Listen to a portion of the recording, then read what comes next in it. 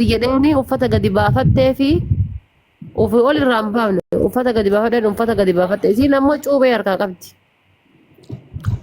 Gabbaafadhu jedhee gizee inni asii baafatteeti inni asii surree tanatti hiikkatee asii irra gadi ciisuuf ka'u akkuma nama fedhii kanaaf jettee garara gaggara galtuu kana taateeti albee tana harma keessaa holol itti gaggootee gubbaa kanaan itti gaddirte. Hayya ilaha illallah. Inni albee mansaraa isii sodaachisaa dhaqeen maal godhe lafa kaayatee isii taphtaaf godhuuf itti gadi kaanaan inni dhufee luka isii onneteeti gaditti seenu eeddeeti dhufteetu mannaan ol fuuteeti hoo'u jetteen. Wallahi rakkoo namni akkas nu fakkeenyaaf ijoolleen teenya wanni akkatti ishii rakkisaa jiru gara laafummaadha beektaa nama miidhanii maaliin jedhan gara laafummaa osoo jedhan kan hundi dalaltaa jedhu. Ati gaafa diina harka buute maal gootatu fakkaate miskiinuma taatee buqqee lafa keettee gadhiftaa. Achi gara minim fiqirellee minim wanti tokko hin jiru suutuma jetteetumaan bakkuma inni hin kaane waraanta bas dhumate duuti du'a tokko ajjeeftee duutee jedhamta bakka akka Mustafaa Huseen san jechuudha. Shan ajjeesee jahaffaa fuudhee gameessan. Galatoomii Arafaate. Amma walumaa galatti warri Suudii Arabiyaa jiru kun dhageeffadhu Arafaate.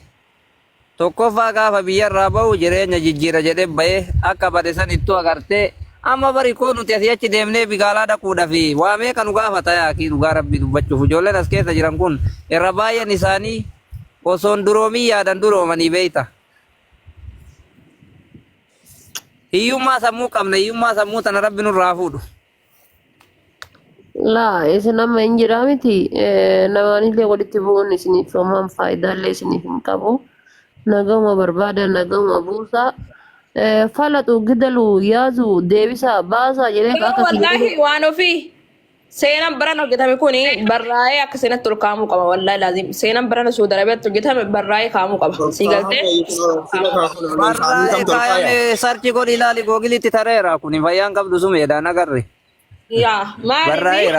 Seenaa argite seenaa miliika harka muraa fi harma muraa saniyyuu qoratanii tiniin osoo ijaan argin jechuudha waan ijaan argan kana barreessanii jechuudha barreessanii ol kaa'uun dirqama sii galtee akka seenatti jechuudha. Sii galaami? Hedduu nama jibbisiisa wallahi.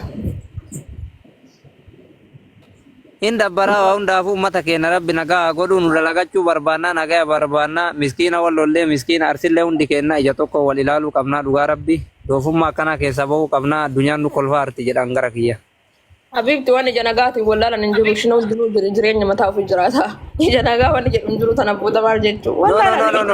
No ati suumee dhaga'i ati gaafa namni tokko dogongore hunda wajji dogongoraa ta'uun hin barbaachisu galee mootummaan biyyattii bulchuu gaafa dogongore Parlaman duukaa dogongoruun dirqamaa miti sii galee sirreessuu qaban malee. Yaadni nama akkas ta'uu qaba jechuufi. Ani gaafa garii akkanuma joraan naluu laal. Rabbi daamin maal jaartii qotiin maraatte waan ufeeti. Maal ilaala jette? Joraan kun nalolee wayiti arabni duftuun arabayyuu akka waan kanan laala akka Itoophiyaanotaatti.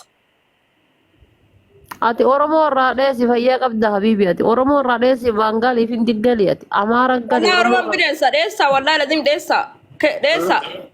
Yeroo ammaa kana keessatti wallahi billahi bineensa Oromoo bineensa ta'ee barbaan ofii. Dheessa dhufee afaan jimmaatiin akkam nagaya obboleessa kiyya siin jedhe baqadhu jala. Habiibi dhageeffadhu wallahi lazim dheessa. Inni afaani wallootiin si dhufee aboo siin jedhee laale atiin. Aboo hanke hudduu hanke keessa kaadhu jedhee haga dandeettetti fiigi jedha ol ka'e obboleessa kiyya fiigi jedha haga dandeettetti. Mucaa wanni tokko dhagarree Arafaate mucaa tokko jimmaa beeyta kootumee miskiina kootu wallaahi anu ijoollee jimmaati kootumee nyaata nyaatee deemta obboleessa kiyya kootu ennaa shafqii re'eetiin jira shafqii fulaa shafqii re'ee akkuma nama itti dhufu as barattee. Gurbichi sun argitee ta'u. Wayi gadhaamate. Mucaa sana argitee miti tooftaa isaa. Hanga shabkii sanbalatu suuta deemee ka'ee shabkii baratee. Araada rasuudha. Wallahi dhugum. Goba kita yang main. Irraa fagaadhaa Oromoon bineensitaate bakka jirtan rabbisnaati. Kennaa miti. Amma immoo rakkoon bakki jiru fakkeenyaaf amma yoo Yaman irraa dhufte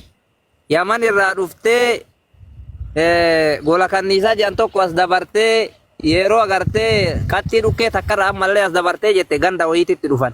Gaafa ganda kanatti dhufte eega ganda sanirra dhuftee gandi sana agartee gaaratti illee gorii keessallee dabri bira dabarte booda dirqama qoonqoo nyaatuudhaaf Oromoo miti Arabatti iyyuu dirqama si gorsiisa. Gaafa kana mootu baay'inaan namni hin jira naannoo san ijoollee wallootu baay'ata. Kanaaf miskiin akkasiisantu miidhama malee kan keessa olii jiru kun uummata kan ta'u. Namni gaafa karaa deemu nyaata nyaachuun dirqama guyyaa lama sadii osoo nyaatiin deemtaa gaafa afuraffaa. Warruma gaara jiru kana wal miinaa jira bara hundaafuu rabbi khayrii haa godhu rabbi nagaa haa buusuu fi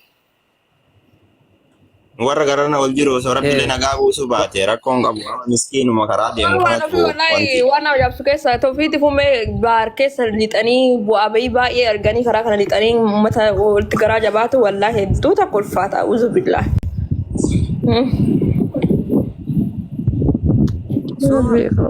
Sumayyaa bar tabaaraa kallaali. Tabaaraa malee gaara kamis kana yeroo deemtu wallaahi akka muyni barzaafi kanatti ol dheera turre deemta amma akka duraanii san karaa bareedarran deemtu saaruu inni sidha dirqama saaruu kadheessuuf jecha karaa akkanatti ilaala ol fagaatu kamiilli namaa irra hin janne ka xiqqishuma shakakkeen akkana jennaan assalaamu alaikum kuttee daaraa bubbee fuute taateeti kanarra deemtee dhuftee gaafa ati laaftee nama bira gortee namni sun achi si qabu immoo maal goota reebe dhugaa rabbi nama gaddisiisa. Duuda karaa kanatti abeer beekasi namni mukaan itti deemu.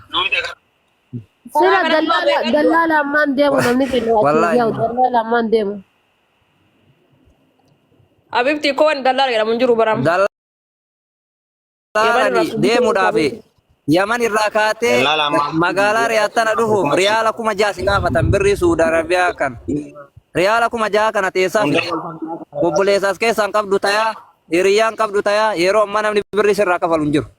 Jireenyi qaala yasuu dhuftu dalagaan argattu namni akkamitti kan hunda sirraa kafalare namni illee dhugaa qaba baru ijoollee warri amma fakkeenyaaf amma warri ummaan as keessa jiru hiriyoon ummaan isaanii wallaahi biyya kanatti amma baaliyoon hin beekaa fakkeenyaaf qarshii 6,000 baaliyoon anarraa buusee as yoo na fide na wajji rakkata yookaan dalagaa sanin argadhu mallaqa kana inni akka itti fide hin beeyta mee akkamsi godhaayee asii fide namni kun yoo ati hojiin argattiin dirqama kanaafuu jechaati nasiiba kee mokoruu qabdu nasiiba kee gaafa deemtee dhufte kamisi yoo ol ijjatte ree 500 dalagatta duraan. Yeroo lolli hin jirre 500 dalagatteetuma ji'a 4 fakkeenyaaf ji'a 4 dalagatte waadii dawaaseeriin galtaa waadii dawaaseerii ralleessuutuma dalagatte zanaafataa itti karaa Riyaad kana dhufte idaan namaa sirra hin jiru mataan keessin cinqamu sammuu normaalii ta'een dalagatta gaafa dhufte illee ammoo yoo sim jettee xawaalii Yaman irraa gara Riyaad mishawara namaatiin dhufte 6,000 kana kafaluufiyyuu yaaddoo keessa galtaa rakkoon jiru kana namni keenya immoo kana waliin hubatu wal miidhuu fi agartee wal galaafatuun dhugaa rabbi nama gaddisiisa. Hundaafuu rabbi nu walaaffisa. Walirraa liqeeffatanii jechuun namni nama beeku hin jira miti maka gizee dhufe bira qubatu. Habiibtiiti yeroo ammaa namni birrii sittiin kennuu seenjaa dalagaan hin jiru amma dubartiin. Karaa kana deemu 6,000 namarraa fuudhee ganaa eegasii dalagee namaa kafalurra. Karama dallaalli naan deemu san miila kiyyaan deemee waan eegasii namaan dabbaru san ofumaa dalagadee of jijjiira jedhee namni yaada akkasii murteessa malee namarraa liqeeffadhee dallaalaan deema. Gaafa dhufe yookaan dalagaan argatuun taa'aa gara kaan hin deemin namaa irra jirti. Gaafa juuma takka yookaan juuma lama maali jechuun ati gaafa wanti tokko sirra jiru waan takka murteessite dalagama haa ta'u gabbaatee inshallah dhoqqeellee xafaxafoo taate xafaxaftaa haga idaa namaa san kanfaltee na xattartutti. Amma Suudii keessaa bara dalagaan dhabamtu dalagaan maan hin jirtu barama biyya tana. Arafaate amma isin warri biyya fagoo jirtan kun waan isiniin galin jira maali beeyta amma fakkeenyaaf as anama baadiyyoo biratti yoo bu'e duudarraa dhufe amma naan jechuurra galchinee kaayiroo taachi deeminaan jedhanii hin filadhu. Yaa waan ofii argiteetta wanni mee qoy mee obboleessi mee tun amma ijoolleen tun inni xiqqoo gurguddoodha argiteetta xiqqishuu tokko kan mucaan arsii qabee isin nyaachisee noo gadhiise tokko xiqqishuu takka waan ofii ijoollee sun waggaa 10 hin caaltu bar maa biyyaa baati jedhaa baran.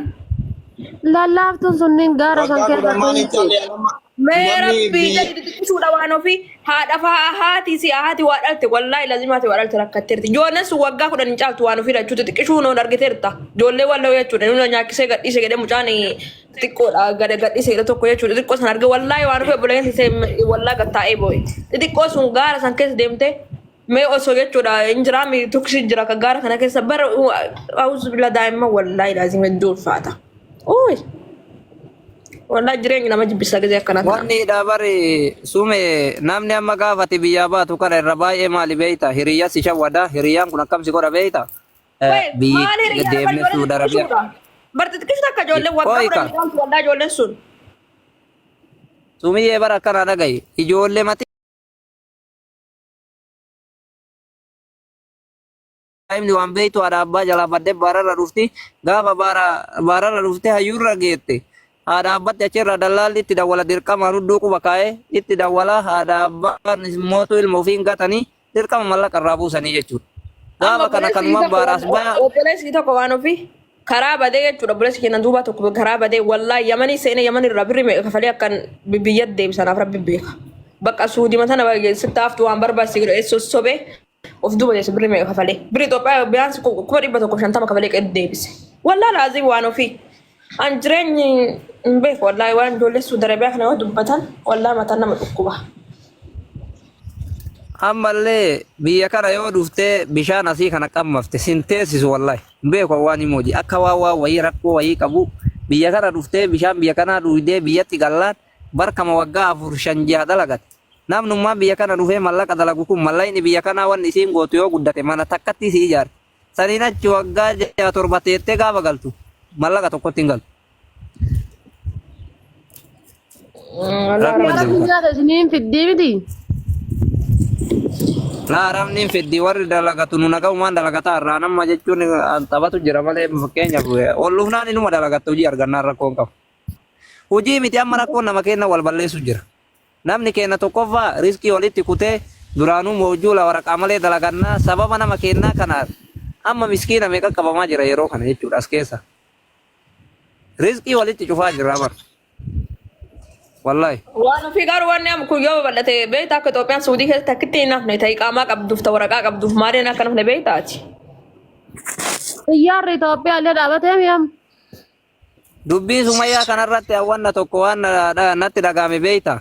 Karaa mooduudhaa kana mootummaan Suudii kun mataan isaa uummata gaaraa kana bishaan itti raqee rasaasa xiyyaara kanaan tumaa dhaqee dadhabe. Ammoo warri biyya kanarraa wal kutu hedu.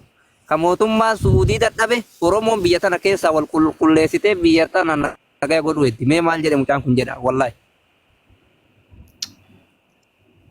Wallahi rakko. Biyya kana keessatti namni mootummaan barama warra gaaraa kana waan qabu yoo miidhamillee miskiinuma boota biraa jiru garte warruma naannoo magaalaa naannoo akkas qariyaatti kaluu jiruun miidhama. Uummanni gaaraa uummanni garaa mootummaan hin beeku maa'eessa. Gaara kana keessa dhagaa kana keessa mootummaan akkamiin deema si jemme. Jarri kaameraan laalti bara waan ofii.